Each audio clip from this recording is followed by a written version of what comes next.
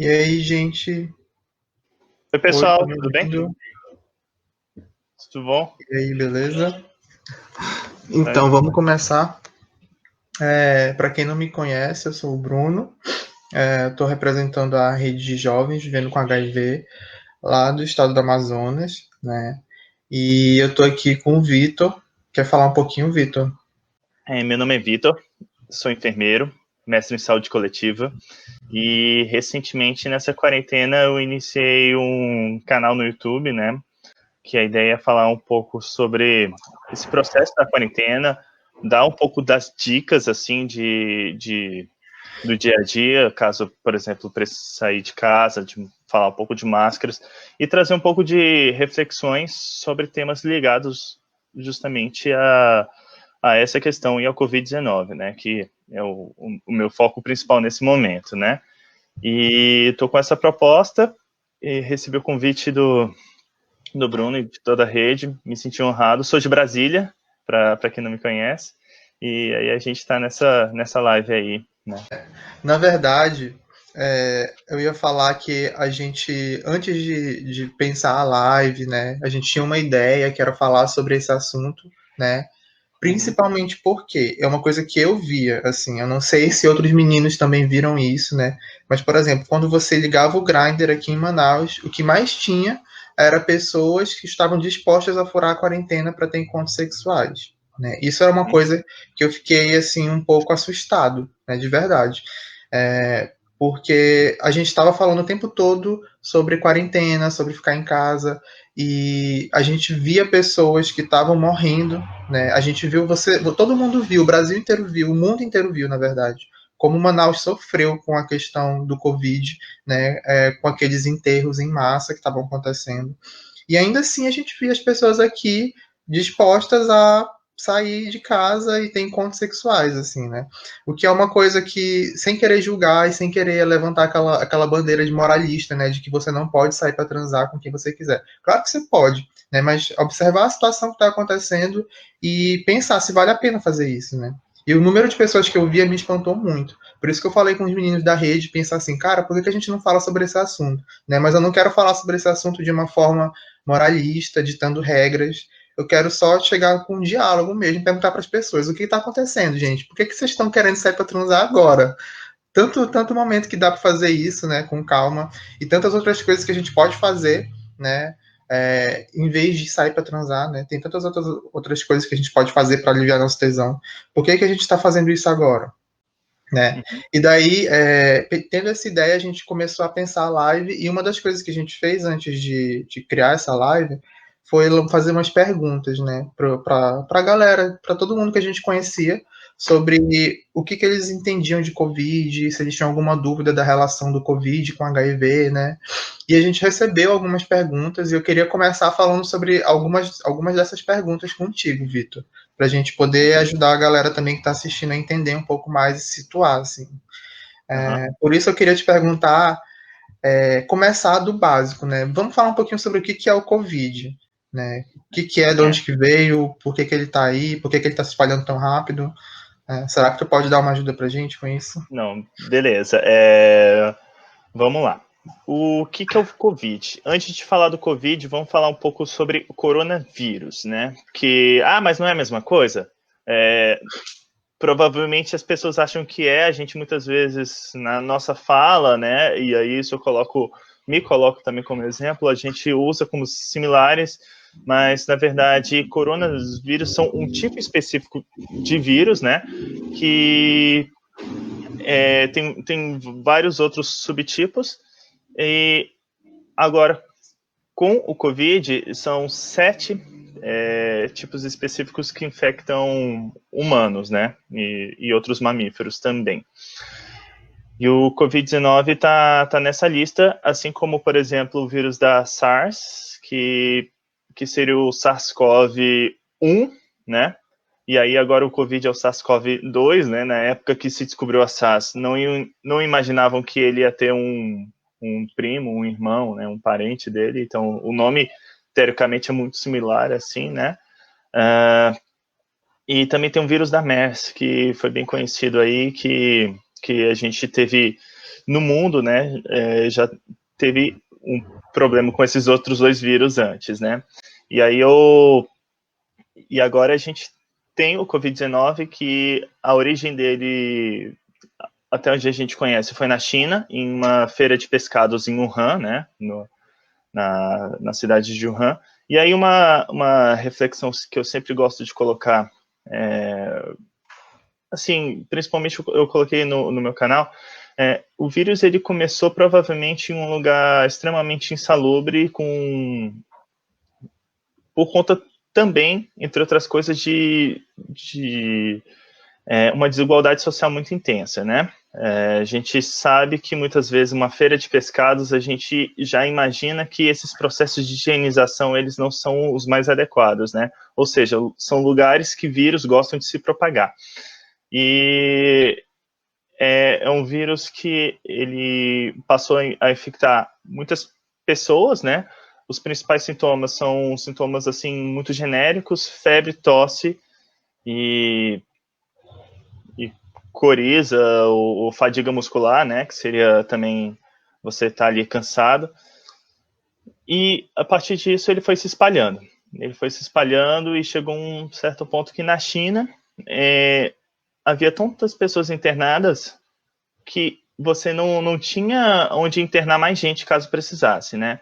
É o que a gente chama de colapso do sistema da saúde. E aí eu não sei se eu já estou indo avançando ou não, né? Mas aí o vírus se espalhou, né? Da China foi para a Europa, chegou nos Estados Unidos, Brasil, e o que a gente está vendo é o colapso do sistema de saúde aqui no Brasil. Claro que a gente tem que lembrar que o Brasil é um país continental, então o vírus ele não vai se apresentar da mesma forma em todos os lugares. Aqui em Brasília, acho que a gente está numa situação teoricamente boa, e aí só teoricamente, né? Porque caso a gente compare com outros estados, né? Outras capitais também, né? E aí Manaus é uma das mais preocupantes. E tem uma outra questão aí que é preciso ser colocado, né? Porque se o pico da curva, né? O vírus ele vai subindo, né? E o pico ele chega rápido, e até onde a gente está entendendo, Manaus já chegou no pico, a descida ela é mais devagar. Então, se a descida é devagar, por mais que, beleza, já passamos pelo pior, mas ainda vão ter óbitos registrados, ainda vão ter pessoas morrendo, e, sabe, então quando a gente também um exercício de transformar números em vidas, né? Enfim, já falei demais. Eu ia só te interromper rapidamente para falar sobre esse pico, porque quando a gente fala pico, as pessoas às vezes não entendem o que é, mas é porque a gente tem que imaginar que é um gráfico, né? Esse número que está subindo é o número de pessoas infectadas, entendeu? Então, quando a gente fala de pico, é porque o número de pessoas infectadas está aqui embaixo, é bem pouquinho. Aí, com o tempo, vai subindo, subindo, subindo, subindo. E conforme ele vai subindo, ele forma de forma exponencial. Aí, o que isso quer dizer? Que é muito rápido, gente. Tipo, ele tá aqui, aí do nada ele sobe lá para cima, entendeu? Então, é uma coisa muito inesperada e que a gente não consegue controlar. É por isso que ele causa um colapso no sistema de saúde, porque muita gente fica doente ao mesmo tempo, e por mais que essas pessoas elas não venham a óbito, elas vão precisar de um hospital, de um ventilador, né, mecânico, que é um equipamento que serve para você respirar quando você está com uma deficiência nos pulmões, né? O Vitor pode até explicar melhor isso, que eu não sou enfermeiro como ele. Mas, enfim, é esse o lance, né? Eu acho que você pode até me ajudar um pouco, né, Vitor? Porque às vezes as pessoas não entendem o que é esse pico que a gente fala, mas é isso, entendeu? O número de pessoas infectadas está muito alto. E isso acaba causando esse colapso no sistema de saúde.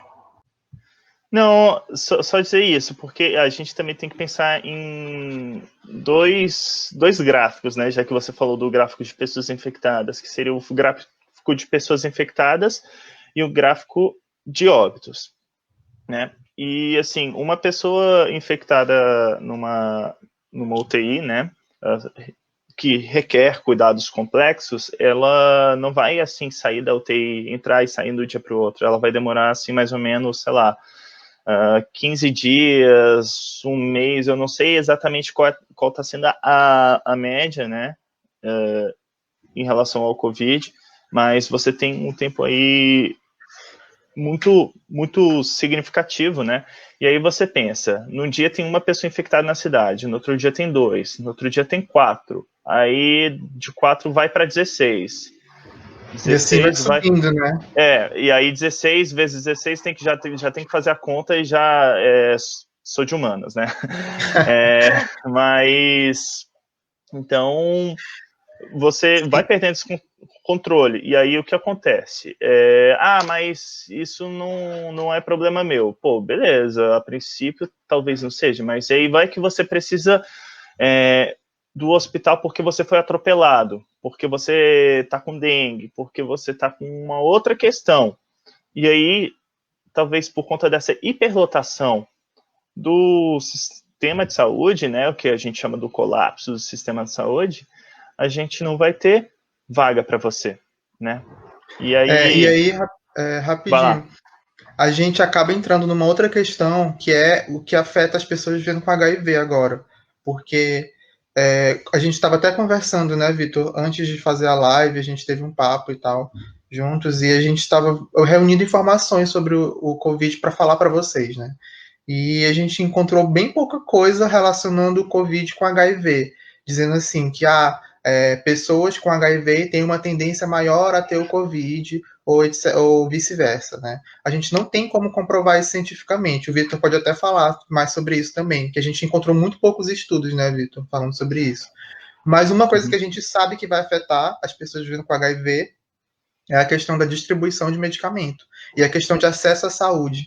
Porque, por exemplo, aqui em Manaus eu passei por isso. Olha só, eu fui uma pessoa vivendo com HIV e eu fui tentar pegar minha medicação, né, recentemente, e eu fui comunicado que a UBS estava evitando aglomerações, que eles não estavam recebendo pessoas lá, e por esse motivo eu não deveria ir pegar minha medicação naquele momento, eu deveria aguardar algumas semanas até ir pegar.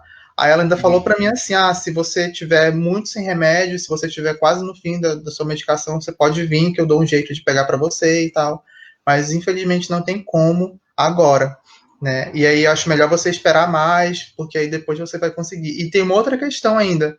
Eu deixei de fazer alguns exames de rotina, né? Eu atrasei alguns exames, que são os exames de carga viral de CD4. E por esse motivo, a minha receita ela fica meio que trancada, ou seja, para eu pegar o medicamento de HIV novamente, eu preciso fazer esses exames para poder ser liberado lá na OBS, para poder retirar a medicação. Porque isso é uma coisa que serve até para mim, entendeu? Eu saber meu CD4, minha carga viral, é uma coisa que vai me ajudar muito no meu tratamento. Então, eles meio que obrigam a gente a fazer esses exames, né? Então, eu acho que é uma coisa bem plausível de se fazer mesmo. E eu não tinha esses exames, e por isso a minha receita tá trancada. Eu até falei pra enfermeira isso: nossa, mas eu preciso fazer um exame de carga viral, como é que eu vou marcar a consulta agora? Que vocês não estão marcando, estão fazendo as consultas mais espaçadas e tal. Como é que vai ficar a situação?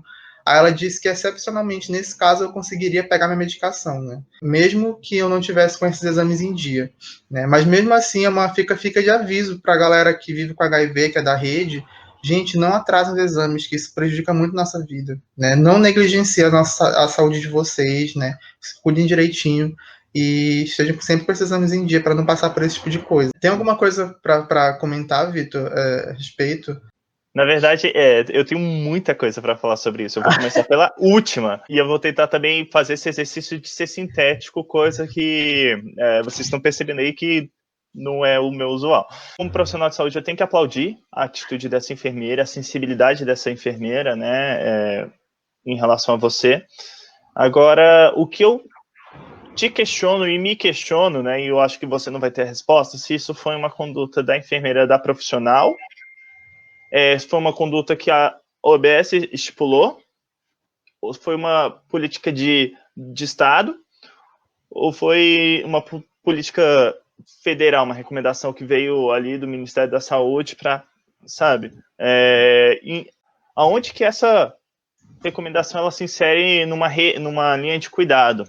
Eu espero que isso tenha saído daqui de Brasília, essa recomendação dela. Mas do que a gente tem visto aí aqui de governo, infelizmente não é algo que parece ser, né? E aí, vamos lá. Em relação ao Covid e o HIV. O HIV é uma doença relativamente nova, né? A gente tem de descoberto, de propriamente documentado, que as pessoas começaram a estudar mesmo, assim, acho que quase 40 anos, né? E muita coisa mudou da década de 80 para cá, de fato.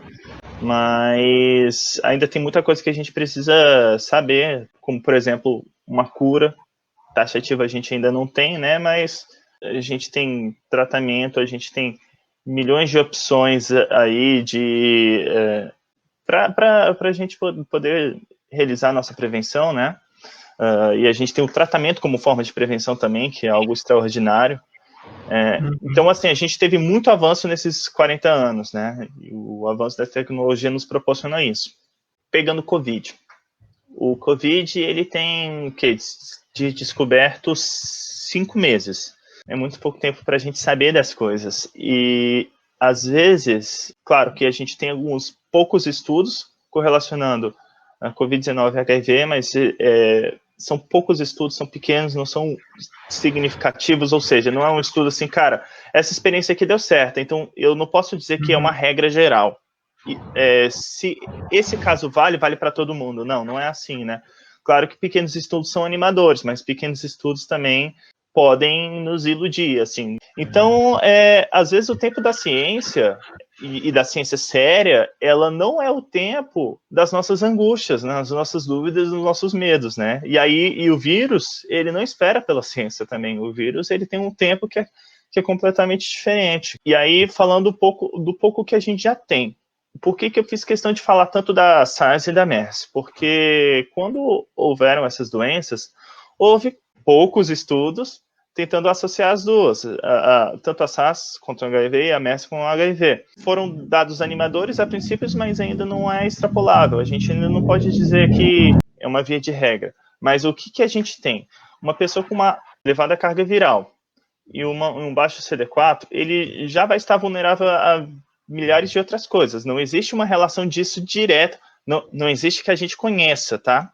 Uma relação direta de um baixo CD4 com o Covid-19, mas você já vai ter N milhões de vulnerabilidades aí que acho que você pode até falar melhor, assim, né?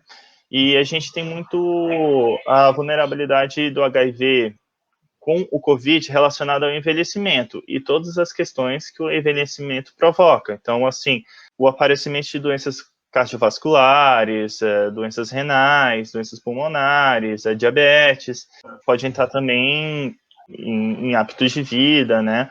A gente tem descoberto esses tempos, ontem eu pude acompanhar a live, aliás, a aula, que foi a live do Átila Yamarino com o Drauzio Varela, e parece que já foi descoberto um tropismo de células adiposas, ou seja, células de gordura com o Covid-19, ou seja, pessoas que têm um sobrepeso, têm, assim, uma vulnerabilidade também, muitas delas jovens. Eu acho que o vírus ele ainda carrega muito desconhecimento, né? A gente não entende muita coisa que está por trás, assim. E uma coisa que acontece, eu acho que com qualquer situação que causa angústia ao ser humano, né? A gente procura uma solução mágica para aquilo, né? A gente está atrás de uma coisa que resolva aquele problema imediatamente. É muito comum a gente ver. Eu já vi isso acontecendo no Instagram, de pessoas. Quando você é infectado pelo HIV e você começa a procurar páginas sobre HIV no Instagram, surgem pessoas no teu Instagram te oferecendo uma erva medicinal que cura o HIV, e ela aparece mostrando exames de pessoas que deram negativo para HIV depois que elas tomaram essa erva, o que nem é possível, gente, porque se você deu positivo para HIV, o exame ele pega os teus anticorpos, então você sempre vai estar positivo para HIV, né? Mesmo que você seja curado, que um dia exista a cura, sempre vai dar positivo, porque você já tem aquele anticorpo da HIV, né? Mas assim como eu sabia que era mentira, eu sei que tem muita gente que acredita e que deposita sua fé naquilo porque está numa situação de angústia extrema, está desesperado, né? E assim como acontece isso com HIV, deve acontecer também com o Covid, né? E aí a gente vai entrar agora em outra coisa, que é a questão das fake news, né? Que é uma coisa que está surgindo muito, muito, muito em cima do Covid. Então, assim, a gente precisa se informar, a gente precisa ir atrás de informação de qualidade. né? Hoje em dia, talvez seja um pouco mais difícil, porque grandes portais de notícias eles estão cobrando para você acessar. Eu até assisti no. Eu não sei se você viu, Roda Vitor, Viva mas do Felipe ontem o Felipe Neto? Neto falou sobre isso na Roda Viva, né? Ele estava falando sobre os portais terem aquele paywall, uma parede que está lá protegendo aquela informação e está elitizando a informação. E agora o que eu vejo também, que até o Felipe Neto nem falou, mas o que está acontecendo é que com o Covid estão quebrando muito as fake news, entendeu? Porque as pessoas estão vendo que é um vírus que está acabando com a saúde pública, que as pessoas estão morrendo de fato, né? E que é alarmante a situação. Então, a gente consegue encontrar informação sobre o Covid muito fácil na internet, com buscas rápidas, em sites confiáveis, como o do OMS. Tem outros portais que você pode buscar informação que são independentes, como o do Atila, que é um cara que ele é um virologista, ele é um cara que tem renome, ele tem local de fala para falar sobre isso, entendeu? Porque ele estuda sobre isso. Então a gente pode ir atrás de informação de qualidade, né? Eu acho que a gente pode fazer vários paralelos às duas epidemias, né? Até porque esse início, uma coisa que era muito falada, né?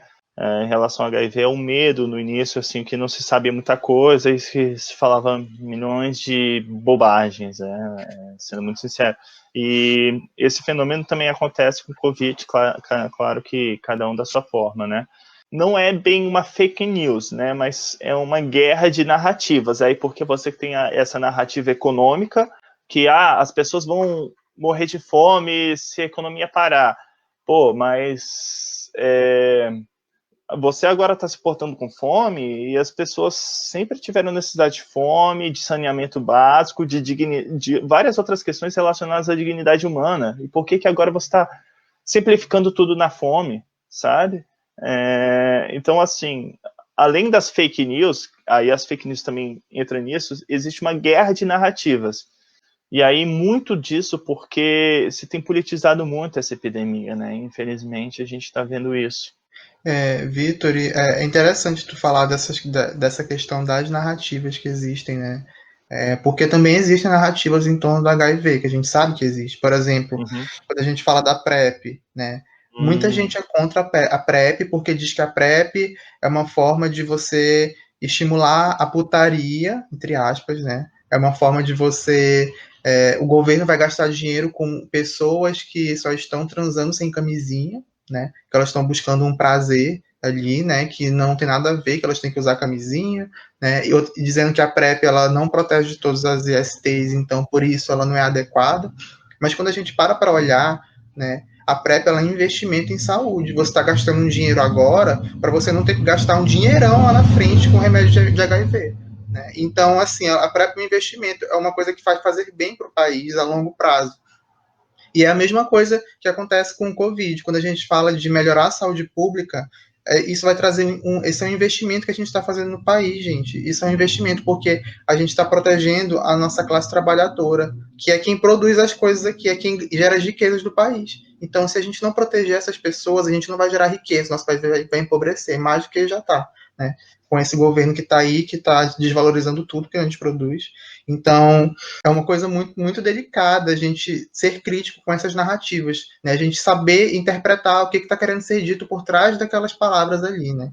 Às vezes a pessoa fala uma coisa, mas ela tem segundas intenções com aquilo que ela está falando, né? Eu entrei muito no ramo do HIV, porque eu queria... Isso acho que a gente não falou assim em off, né? Eu acho que é interessante estar divulgando, né? O ano acho que era 2012 e eu tinha que, para terminar o meu curso de enfermagem, fazer o TCC, né? Trabalho de conclusão de curso. E eu percebia muitos colegas e professores meus, assim, que tinham comportamentos extremamente preconceituosos. E eu decidi lidar com um público que sofresse muito preconceito, porque a minha ideia era dar uma chamada naqueles professores, naqueles colegas também. E para eu conseguir, então eu decidi lidar com profissionais do sexo, estigma e discriminação, né, de mulheres profissionais do sexo. E para conseguir ter esse contato com elas, eu tive que atuar voluntariamente durante 6 meses no Núcleo de Redução de Danos aqui do DF, né? Que é um programa que infelizmente não existe mais. É um programa que consiste em você distribuir insumos para que, caso aquela pessoa use a droga, ela use de uma forma segura, ela não tenha o dano, por exemplo, e aí a gente, novamente, na AIDS, nos anos 80, tinha compartilhamento de seringas, né, que as pessoas, eu colocava a seringa em mim, depois ia para você, então, se eu tivesse infectado, passar para você, essas coisas todas. Por muito tempo, muita gente, assim, conhecidos, familiares, não, mas você não acha que não está incentivando as pessoas a usarem drogas? Realmente, então eu vou pedir para as pessoas pararem, gente, não usem drogas, poxa, sabe, eu acho que são narrativas, né, e com o Covid você vai ter algumas dessas narrativas simplificadas, mas são questões que a epidemia, às vezes, ela é tão dinâmica que elas vão caindo também, né. Eu acho que tem tudo a ver mesmo com o que tu está falando, porque redução de danos é uma prática que ela nos ajuda a se aproximar mais da realidade das pessoas, né? Porque tem muita gente que não consegue seguir uma orientação à risca. E essas pessoas, elas também fazem parte da nossa comunidade, elas também precisam de cuidados. E principalmente em saúde pública, porque se uma pessoa fica doente com uma doença infecto-contagiosa, né, ela pode transmitir para outras pessoas. Então a gente tem que saber cuidar de todo mundo, a gente tem que olhar para todo mundo. Mas o João está falando aqui que é importante, quando falamos de saúde, falarmos de direitos humanos. Sim, isso é básico, porque o direito à saúde é um direito humano também. Né? Mas isso é um direito negligenciado. Infelizmente, os direitos humanos eles existem, mas eles não são seguidos à risca. Né? A gente às vezes esquece que os direitos humanos nos trouxeram para longe da barbárie, né? Ontem morreu ontem não, foi anteontem, eu acho. Morreu um menino dentro de uma favela, numa ação policial, Sim. que ele levou um tiro na barriga dentro da própria casa dele enquanto ele estava brincando. Isso é uma coisa muito séria, gente. Sabe? Como que o policial abre a porta da tua casa e dá um tiro no teu filho, assim, na tua frente, entendeu? Gente, isso é um absurdo, sabe? E não acontece nada no Brasil porque ele estava dentro de uma favela, né? Então, assim, eu tô até ficando nervoso aqui, que essas coisas me deixam muito chateado, sério. Mas vamos tentar seguir um pouco as outras perguntas que estão fazendo aqui. O Felipe comentou sobre o uso da máscara, que tem gente que acredita que a máscara não ajuda a prevenir ou até que a Covid não existe. Tu pode comentar um pouquinho sobre isso, Vitor? Tá, vou contar a história para vocês, assim, do que era o uso da máscara e aproveitando que ontem o Átila e o Drauzio fizeram meia-culpa que eu só não tive que fazer porque quando eu comecei o meu canal eu já entendi que a máscara ia mudar as orientações em relação a ela. No começo, o que era falado? Gente, deixem máscaras para profissionais de saúde, pessoas doentes e cuidadores de pessoas doentes. Só que as pessoas estavam assustadas, compravam máscaras nas farmácias, então você teve muita gente na rua usando máscaras mesmo sem saber direito como usar, e muito profissional de saúde que sabe mais como usar, né, que não tinha esse material. Só que com o passar do tempo também foram descobertas que existem as partículas grandes e as gotículas e as partículas menores, né? As partículas grandes são as gotículas e as partículas menores os aerosóis. A máscara caseira, ela foi comprovado que ela possui um filtro parcial. Ela protege a gente em relação às partículas grandes. Em relação aos aerosóis, ela não é necessariamente eficaz. Então, o que isso foi constatado? Poxa, se essa máscara tem um filtro parcial, é melhor do que não ter um filtro. Talvez incentivando as pessoas a fazerem a máscara caseira, as máscaras hospitalares, elas fiquem concentradas onde elas deveriam estar, que é nos hospitais. Então, você teve essa mudança. Eu não sei como está a situação aí em Manaus, mas aqui no DF, se eu tiver que sair atualmente, eu preciso estar com máscara, né? O intuito é esse, que um filtro parcial, ele pode reter ali partículas, e essas, tipo, que estariam no ar, e essas partículas podem ou não ter o vírus. Se elas tiverem o vírus, beleza, você se preveniu porque você usou a máscara. Se não tiverem, ok. Talvez de outras doenças, né? Engraçado tu falar isso, né? Porque isso é uma coisa que eu acho que deveria, nesse momento que a gente está vivendo, né? Que é uma pandemia, que tem uma situação que está afetando o país inteiro, né? A gente deveria ter um norte de como agir nessa situação. E esse norte tinha que vir do nosso representante maior, que é o presidente da República. Né? Ele deveria baixar um decreto falando sobre o uso de máscara, Ele deveria falar sobre lockdown, né? Para dar uma orientação para os estados, entendeu? Para como os estados vão conduzir suas políticas e a partir disso como os municípios vão conduzir suas políticas também, né? E o que a gente vê é que está tudo desorganizado. Você no Distrito Federal está passando por isso, em que está sendo obrigatório o uso de máscara. Aqui em Manaus, o prefeito baixou um decreto em que ele recomenda o uso da máscara. Ele não está dizendo que é obrigatório. E aí as pessoas elas usam máscara se elas quiserem. Né? E a gente vê pessoas na rua sem máscara. Isso é muito comum. A gente vê as pessoas agindo como se, aqui em Manaus como se não tivesse nada acontecendo, como se tudo estivesse funcionando normalmente, entendeu? É só você ir nas partes nas áreas periféricas da cidade que isso é muito, muito óbvio, né? Isso acontece mesmo. Assim, se você for nas partes centrais aqui de Manaus, até que está realmente reduzindo, né? O comércio parou mais, né? Apesar de que ainda existe aquela questão da ilegalidade, né?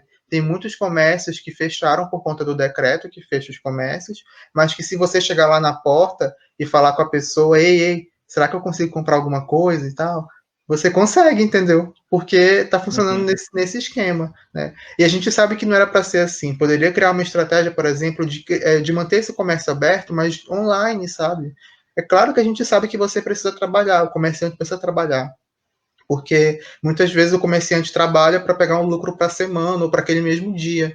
E aí, quando a gente interrompe do nada, a gente vai influenciar sim a vida dele, né? Poxa, tipo, ele vai parar de trabalhar, ele não vai ter mais dinheiro para comprar comida. Então, se a gente oferece uma alternativa, né, que eu acho que deveria ser uma política agora, né, oferecer uma alternativa para essas pessoas que são comerciantes, para elas continuarem com o comércio delas funcionando, né? Seja online, ou seja com de entrega, sei lá, alguma coisa, entendeu? Se fosse pensado algo nisso e não está acontecendo. E aí, quando tu fala desse negócio da máscara, me dá essa raiva, porque eu sei que poderia estar sendo conduzido de uma forma muito mais brilhante, né, essa política de saúde para a gente e teria muito mais resultado, né, a longo prazo. O que eu penso, assim, só sobre isso? Que quando houve essa mudança de recomendação de não use máscaras para, cara, usem e façam sua própria máscara, só o fato de você mudar esse posicionamento, você já causa um pouco de confusão nas pessoas. Mas, no momento de pandemia, tá todo mundo aprendendo junto, é uma doença nova, assim, e quando falo todo mundo, não é em termos de Brasil, é o mundo inteiro. Então, beleza, é normal que isso aconteça, e aí nisso o ministro da Saúde estava na época, eu acho que ele foi muito claro na comunicação dele. Só que aquilo, eu tenho acesso à comunicação dele pelo que eu vejo das grandes mídias, pelo tempo que eu tenho e tudo mais. A gente sabe que essa comunicação ela não vai alcançar 100% dos brasileiros. E a gente Muita gente vai tem ficar isso. sem, né? Muita gente vai ficar sem essa recomendação.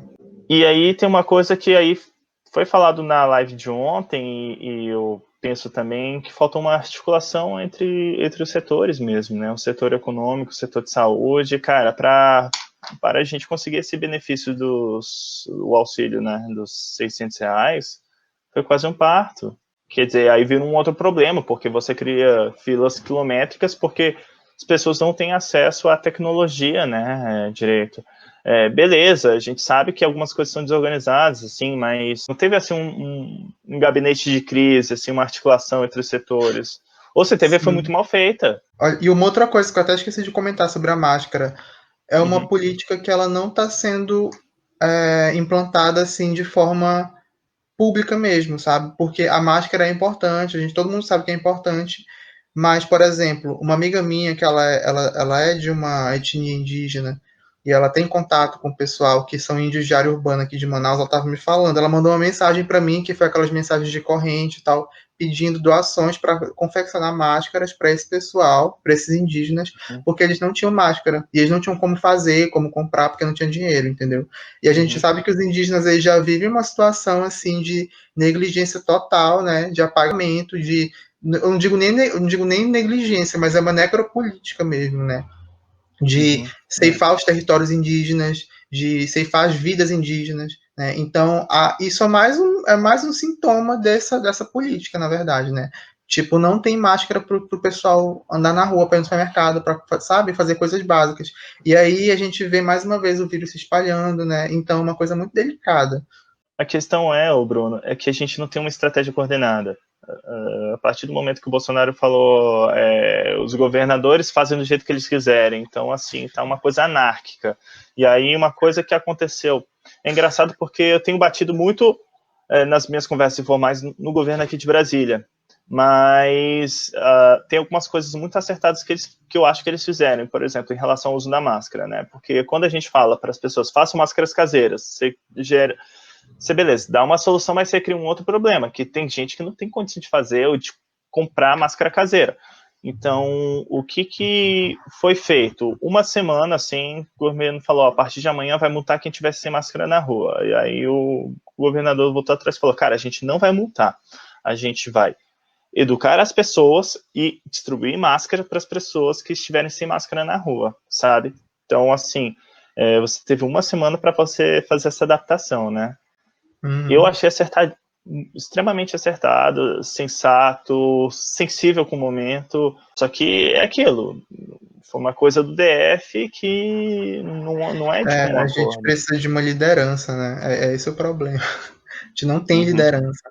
Uma outra coisa que eu queria comentar, que eu acho que é uma coisa que muito dos meninos da rede estão com dúvida, porque quando surgiu essa história do Covid e tal, foi falado, eu acredito até que no Fantástico, não lembro exatamente aonde, mas que um dos remédios que funcionava para HIV, que é o antirretroviral, ele também agia para proteger contra o Covid. Aí eu queria que tu falasse um pouquinho, porque a gente realmente fez uma pesquisa sobre isso, né?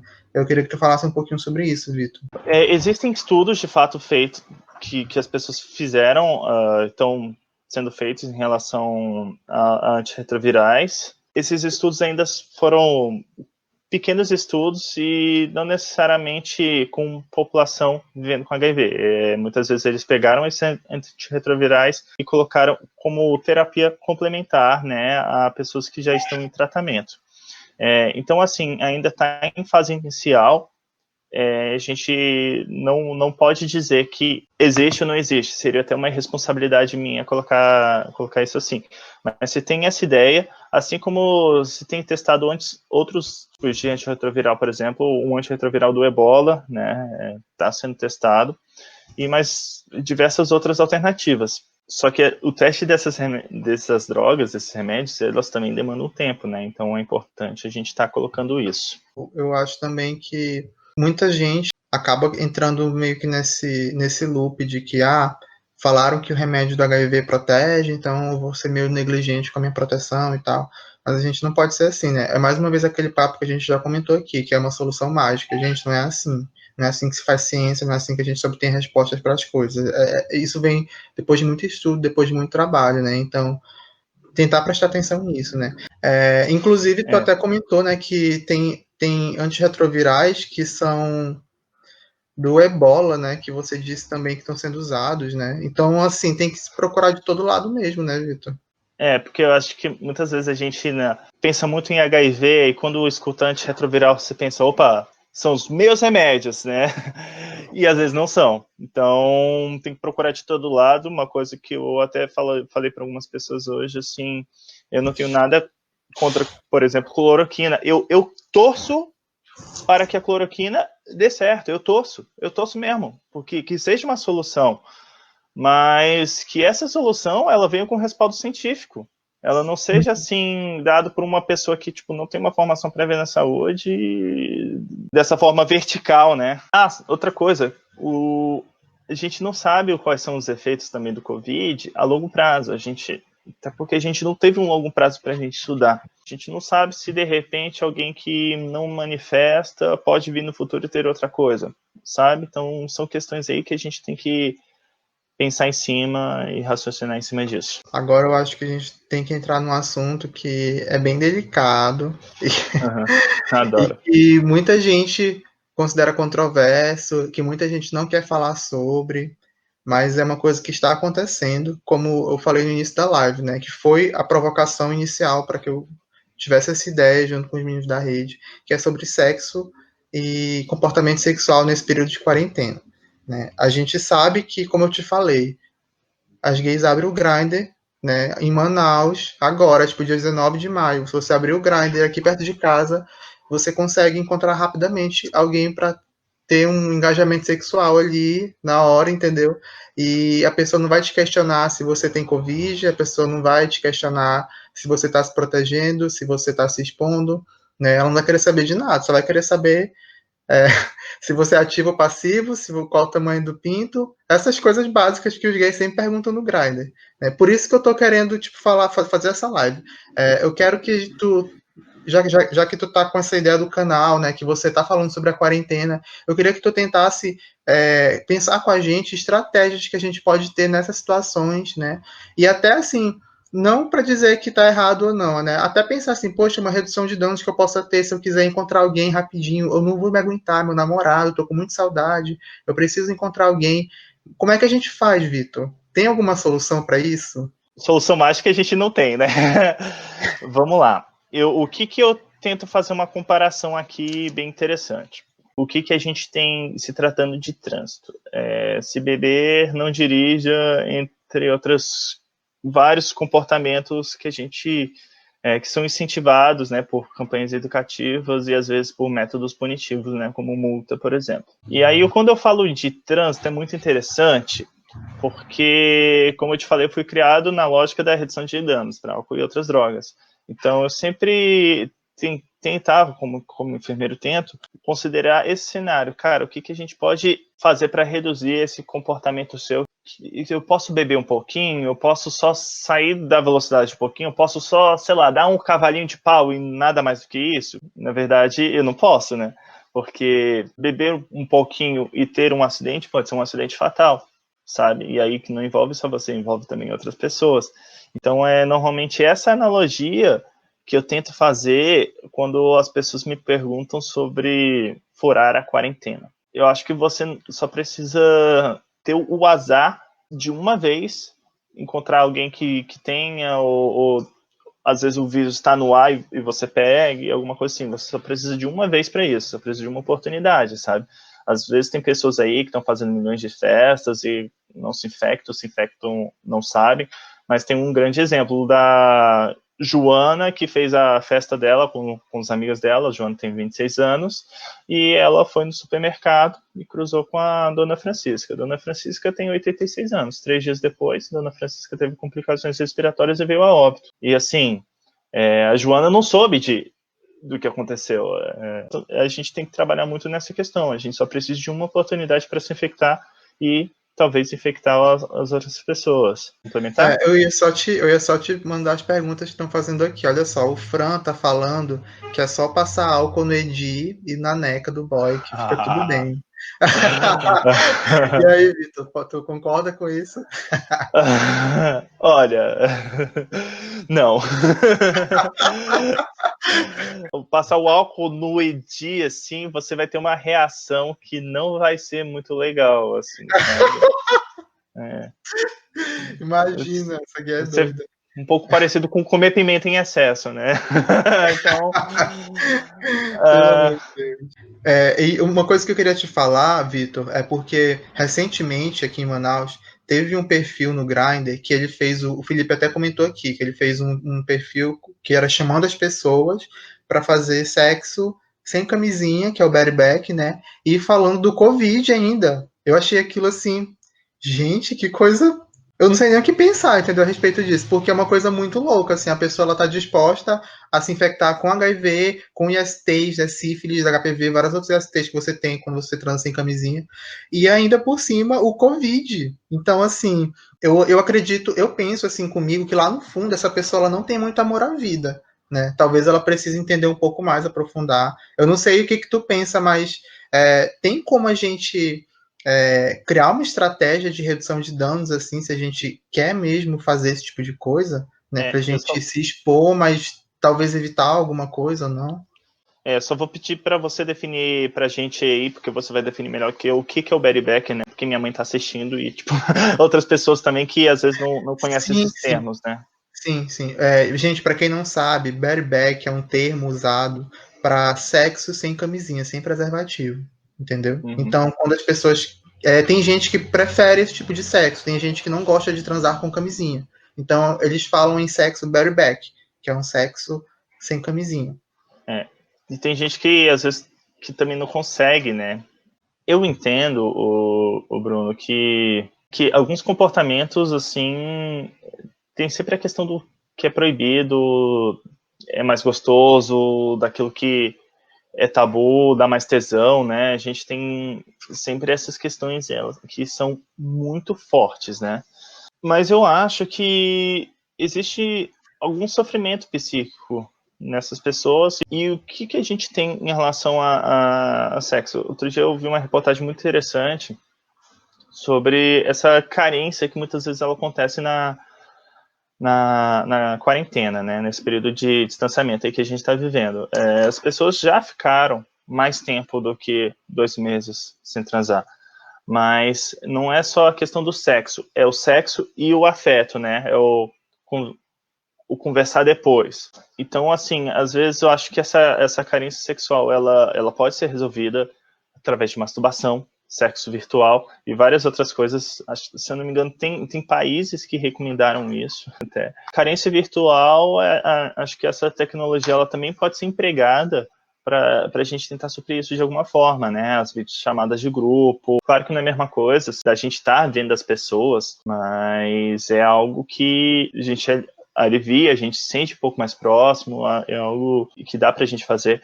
É também tentar entender isso. Às vezes a gente procura sexo porque também existe outra coisa além do sexo, né? E o sexo ele vira uma desculpa pra gente tentar conhecer alguma pessoa. Eu não tô dizendo casamento, coisa assim, mas às vezes a gente quer uma companhia pra gente conversar ou alguém diferente pra gente conhecer. Tem alguns amigos que estão no Tinder, falaram que muita gente entrou falando que, olha, eu não quero pegação, não quero nem beijar na boca. O que eu quero é conversar com pessoas legais durante a quarentena, sabe? E aí tem uma outra questão também, e aí eu falo muito de pessoas que me confessaram terem furado a quarentena pra transar, o ressentimento do depois, né? O medo. Poxa, mas e se eu tiver pegado?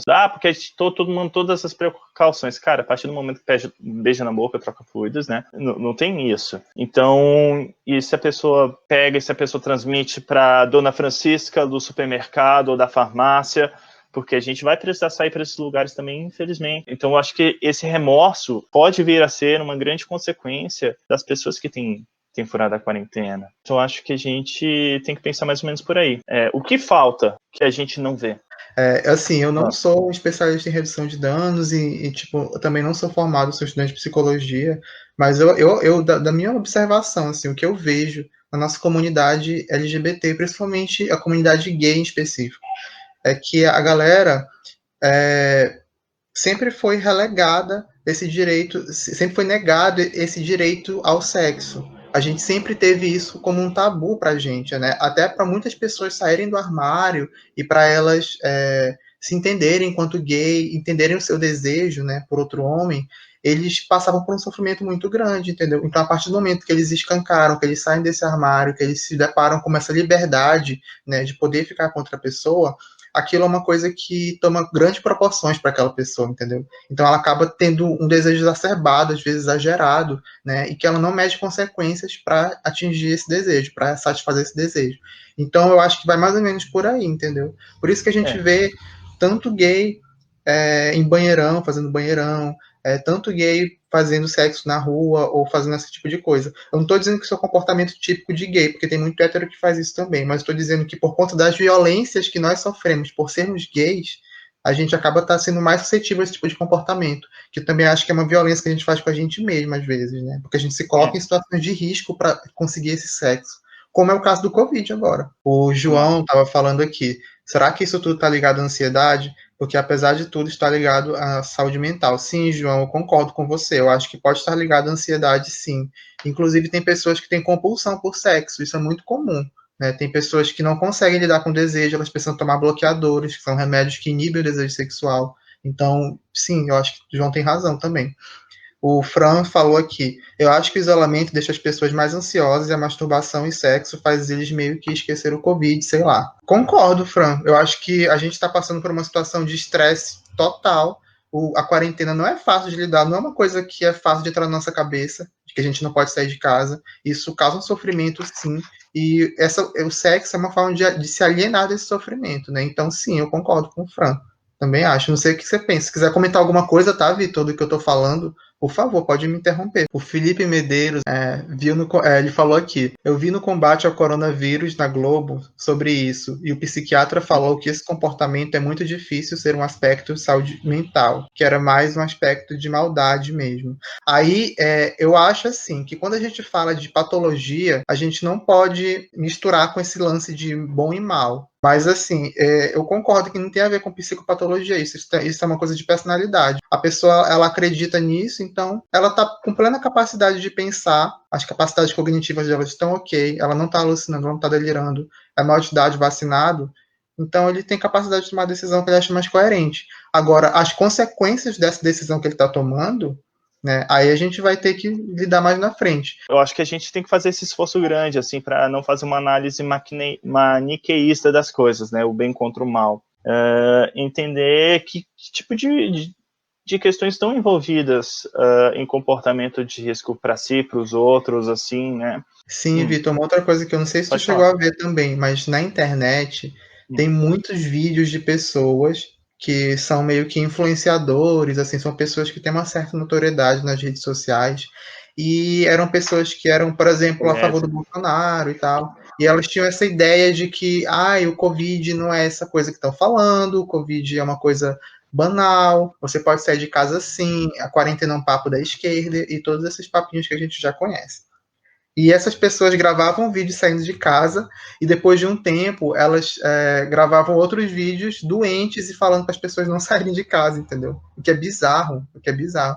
E aí é uma coisa que tem tudo a ver com o que o Felipe perguntou aqui, né? Que era um lance de maldade. Então, eu acho que é um lance de a pessoa ser burra, na verdade. Eu acho que é isso. Teve Inclusive, um inclusive isso influenciador. aconteceu, eu não sei se você viu, aconteceu com o Siqueira Júnior, né? Aquele apresentador lá. Então, teve um influenciador que ele fez uma pior comparação possível no mundo. Ele comparou a taxa de pessoas que morrem engasgados no intervalo de 1 ano nos Estados Unidos com 3 meses das pessoas dos óbitos relacionados à Covid. Sim, o João, só lendo os outros comentários aqui, o João falou aqui, tem um desafio grande aqui no Amazonas, as pessoas não querem se expor e muitas vezes preferem não pegar medicamento do que se expor para pegar medicamento. Alguns municípios você precisa escrever uma carta com seus documentos para poder pegar medicamento. Nossa, eu acho isso bem louco, né? Porque ao mesmo tempo em que você não pode se expor, né, à toa, para o Covid, eu acho que o medicamento é uma coisa extremamente importante. Você não pode parar de tomar medicação. Assim, as instruções da OMS, as recomendações da OMS, né, não instruções, é que caso a pessoa viva com HIV, precisa dos medicamentos que ela tente, nesse período, quando for pegar os medicamentos, pegar a mais, assim. Claro que quando eu li isso eu fiquei preocupado, mas será que a gente tem estoque de medicação para isso? Então, quer dizer, se eu um dia te dou medicação para 3 ou 4 meses, será que não vai faltar para outra pessoa? Então, são essas coisas. E aí eu acho que outra provocação que dá para a gente fazer em relação às medicações, né? Vamos dizer que amanhã, não que seja essa solução mágica, mas vamos dizer que amanhã, de fato, e aí resgatando um pouco do assunto que a gente falou lá atrás, um retroviral, ele é do HIV, né? Ele é considerado a cura para o Covid-19. Claro que isso seria, essa situação hipotética, muito boa, porque a gente resolveria uma pandemia mundial, né? Só que seria um problema que a gente teria uma solução, mas a gente agravaria um outro problema, que seria justamente o acesso dessa medicação a pessoas que lidam com HIV. Será que a gente teria esse acesso? Como é que a rede privada iria atuar nesse meio, né? Será que não ia subir o preço? Será que um presidente fundamentalista não ia chegar a falar, não, agora esquece a PEP, esquece a PrEP, medicação é para todo mundo, tá ok? A gente não sabe. E essas coisas, elas podem acontecer. Desculpa até me alongar nesse assunto, tem uma coisa muito legal que o Drauzio Varela está falando, quando ele está fazendo palestras nas prisões, orientando os presos a não usarem cocaína injetável, porque na década de 80 era a droga do momento, né? Ele falava, gente, tu vai usar cocaína, cheira, injetável nunca. E ele saiu ovacionado, ele falou, cara, fantástico que eu tô falando aqui muita coisa bacana, tô tendo acesso a essas pessoas, porque o discurso ele tem que ser esse mesmo. Só que uma coisa que ele não se tocou, a cocaína estava sendo substituída pelo crack nas prisões, né, em outros lugares também. Então, a partir do momento que as pessoas paravam de usar drogas injetáveis, elas tinha uma queda na transmissão do HIV, você tinha vários outros problemas de saúde relacionados ao crack, que aí entra numa outra questão. Então, assim, estou descobrindo um problema e aí eu cubro o outro. É porque eu acho que não tem uma solução mágica mesmo, como a gente vem falando aqui, né? As coisas elas vão acontecendo, a gente tem que ir lidando com elas conforme elas vão acontecendo. O Felipe Medeiros está perguntando: vocês acham que pós-pandemia os casos de HIV vão aumentar, já que a saúde está focada no Covid e alguns serviços estão esquecidos? O que tu acha? Eu acho que isso vai depender muito de como vai ser questionado a nossa política atual sobre HIV/AIDS, que eu acho que vai depender muito do o que vem pós-pandemia e o que vem, se tudo der certo, né, pós-Bolsonaro. Sim, eu concordo muito contigo mesmo. Eu acho que a questão do número de casos, acho que talvez esteja mais relacionada com as políticas que estão sendo feitas agora com relação ao HIV, que estão sendo muito poucas e está muito jogada às traças HIV e a gente não sabe como é que vai ficar no futuro mesmo. Concordo. A gente combinou de, no final, fazer um encerramento falando sobre dicas de redução de danos, dicas do que fazer durante a quarentena. E aí, Vitor, tu quer falar um pouquinho sobre isso, assim, produtividade, sobre como é que você tem que lidar com esse período de ficar em casa?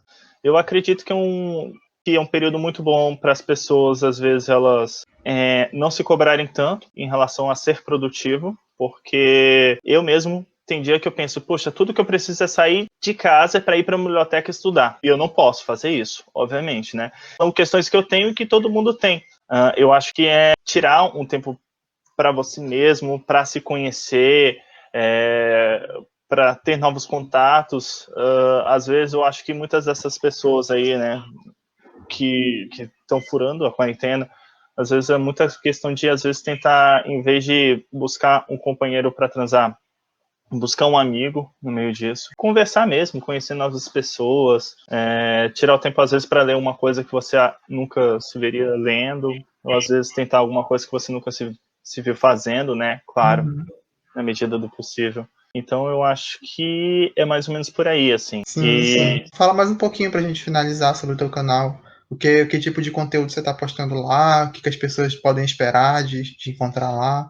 Eu tenho muito me ligado nessa questão da quarentena, né? Justamente tentando levar novidades do que tem acontecido, condutas, assim, dicas, assim, do dia a dia, né? E reflexões. Entendi. Legal, Vitor. É muito bom, né, a gente poder ter essa alternativa. A gente também, na rede de jovens, a gente está só para fazer o merchan também da nossa rede. Está aqui para Hoje, isso. sim, a gente está fazendo algumas ações pensando nessa questão do Covid, né? Essa live é uma delas, que a gente quer informar a galera sobre esse assunto, né? Que é muito importante. A gente também está planejando uma ação de educação com pessoas em situação de rua, que são pessoas que estão em vulnerabilidade extrema, que a gente sabe que é muito difícil viver na rua, ainda mais em tempos de pandemia, como a gente está agora. Então, a gente está pensando em ações para formar educadores na rede e levar para fazer essa capacitação com essa galera que vive na rua, até por meio da Sejus, que está sendo uma parceirona nossa, né? A Secretaria de Justiça e Direitos Humanos aqui do município. E tem outras ações também que a gente tinha planejado, que uma era incentivo socioeducativo, né? Com os adolescentes que estão em situação de conflito com a lei, né? E a gente ia fazer ações de oficinas de gênero, de sexualidade com eles, mas infelizmente essa ação ela ficou postergada por conta da pandemia. Mas assim, a gente está tentando também fazer a nossa parte, e eu acho que esse é um tempo, né, que todo mundo é convidado a pensar um pouco nisso, né?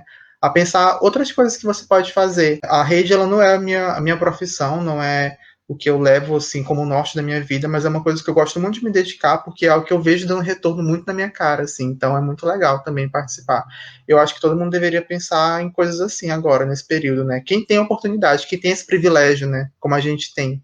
Porque tem muita gente também que não pode, que está muito preocupada com outras coisas, né? Que não recebeu auxílio, que não sabe como vai conseguir dinheiro, né? Então, assim, talvez seja o momento de procurar outras estratégias também, né? Gente, eu acho que agora, se ninguém tiver mais nenhum comentário, alguma colocação, talvez seja o momento de a gente encerrar a live. Já foi até extrapolado o tempo que a gente tinha, né? Você quer falar alguma coisa, Vitor, no final? Pra Não, finalizar? só agradecer todo mundo aí pela audiência. Siga o meu canal, mas agradecer novamente a oportunidade. Acho que foi um prazer estar aqui, sabe? Eu acho que a gente pode estar em outros momentos também, né? Com certeza. Manaus me recebeu muito bem, que O Amazonas é um estado que eu preciso conhecer melhor, com certeza. Valeu, E é isso. valeu, Vitor. Muito obrigado, viu? Muito Então, obrigado. Você foi incrível com a gente, cara. agradecer aí. Obrigado, gente. Tchau, Valeu. gente. Espero que vocês Valeu. tenham gostado. Você que foi, velho. Valeu. Um beijão.